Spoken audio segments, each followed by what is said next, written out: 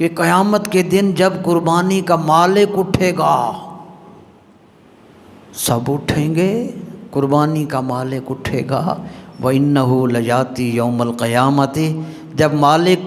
جب قربانی کے مالک اٹھیں گے تو فرمایا ان کی قربانی کا جانور بھی کھڑا ہو جائے گا، ہر سال کا جانور، فرمایا یاتی یوم القیامت، آپ کی یہ قربانی آپ کے ساتھ اٹھی، آئے گا، حضور نے فرمایا۔ مفہوم یہ ہے تمہارے جسم پر تمہارے ہاتھ ہوں گے، تمہارا چہرہ تمہارے ساتھ ہوگا۔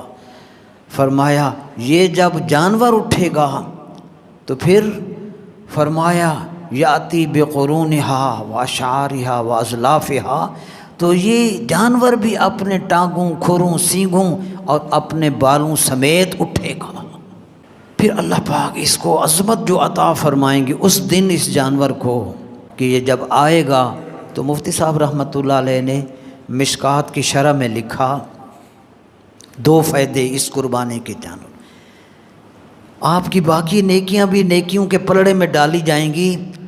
فرمائے یہ قربانی کا جانور آئے گا، اس کا حصہ نہیں، آپ نے تو حصہ ہی ڈالا، مگر میں نے جو پڑھا فرمایا اس مرکات کے حوالے سے، فرمائے یہ قربانی کا جانور آئے گا اور قربانی کا جو مالک ہوگا اس قربانی کے جانور کو اس مالک کے نیکیوں کے پلڑے میں ڈال دیا جائے گا۔ فرمایا اس نے قدم رکھنا ہے پلڑا بھاری ہو جائے گا۔ وہ مفتی صاحب نے لکھا کیونکہ تمہاری نیکیاں تمہارے جیسی، اس کا تعلق تھا ابراہیم و اسماعیل علیہ السلام سے، سرکار سے اس کا تعلق تھا، اس کو جب ڈالا، سبحان اللہ،